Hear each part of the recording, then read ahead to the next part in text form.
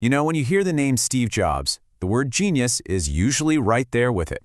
But what if that genius wasn't some kind of magic he was born with? What if it was actually a set of habits, really disciplined, repeatable habits? Let's kind of peek under the hood of the operating system that ran one of the most innovative minds of our time. And that's really the big question we're digging into, right? We have this tendency to put people like Jobs on a pedestal, like they're some mythical figure we could never be like. But the truth is, his success was actually built on a really consistent practice, a set of core habits that, believe it or not, anyone can study and even start to use. So, think of this as the instruction manual, a blueprint for a totally different way of thinking and working. It's not about some magical spark, it's about a very disciplined approach to creativity, to getting things done, and to telling a great story. So let's break it down, starting with the very foundation. Okay, so everything, and I mean everything, starts from the inside out.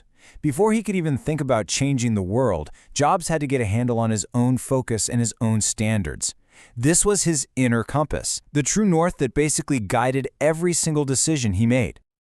The first habit, and you could argue it's the most important one, was a relentless focus. Now, this wasn't just about managing his schedule. It was about aggressively, ruthlessly saying no. Saying no to pretty good ideas so he could go after the truly great ones. Saying no to all the little distractions so he could pour every ounce of his energy into what was absolutely essential. I mean, his whole way of thinking was a masterclass in this. Most of us were just drowning in the noise. You know, the constant emails, the side projects, the ideas that are just fine. Jobs had this brutal filter. He was always hunting for the signal, that one core thing that could actually change the game. And the key here is that his focus came from subtracting things, not from adding more. And this all leads to one of his most famous quotes, which just captures the goal perfectly. For Jobs, simplicity wasn't just about a clean, minimalist look. No, it was the end result of some serious brainpower. It meant you had to dig and dig and dig until you got to the absolute core of a problem, and then find the cleanest, most elegant way to solve it. It connects his focus directly to his crazy high standards. Okay, so he's got this laser-like focus, but what did he do with it? Let's jump into our next section and see how that focus allowed him to see a future that, honestly, nobody else could even imagine. This is all about perception and creation.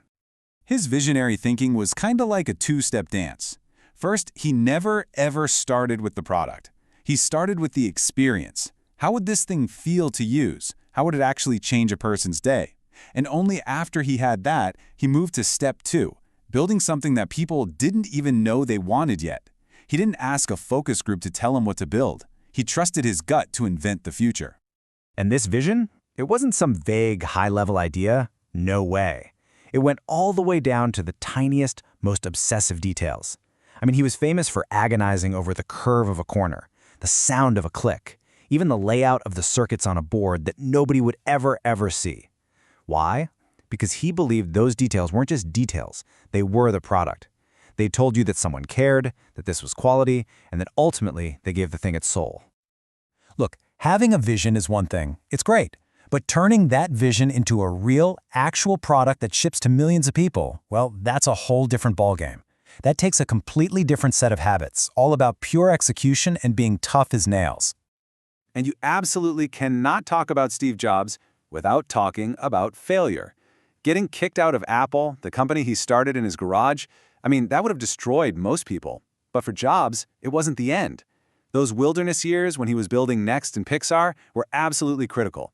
That's where he learned so much. So his return to Apple wasn't just a comeback story, it was proof of his incredible persistence. He just saw setbacks as part of the process. But getting things done wasn't just about building the hardware. It was about getting the world to actually care. And to do that, Jobs understood this one fundamental truth that most companies just completely miss. A product isn't just a bunch of features in a box. It's a story. This is exactly why his product launches are still the stuff of legend. He didn't just stand up there and read off a spec sheet. He wove a narrative. He connected the product to this huge vision, like 1,000 songs in your pocket. He spoke directly to your emotions, making you feel like this little piece of tech could make you more creative, could empower you, could literally change your life. He wasn't selling you a gadget. He was selling you a better version of yourself. So let's pull back for a second. What's the big picture here? Let's put all the pieces together and really look at the blueprint we've just uncovered.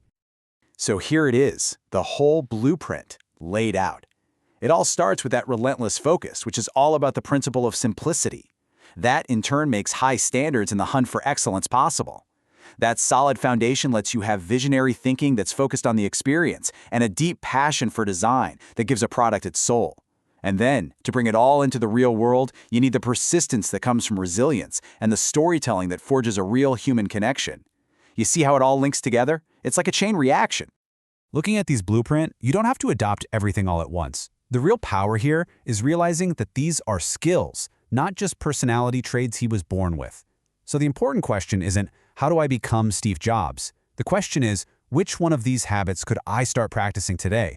Because even one of them, if you really stick with it, could change everything.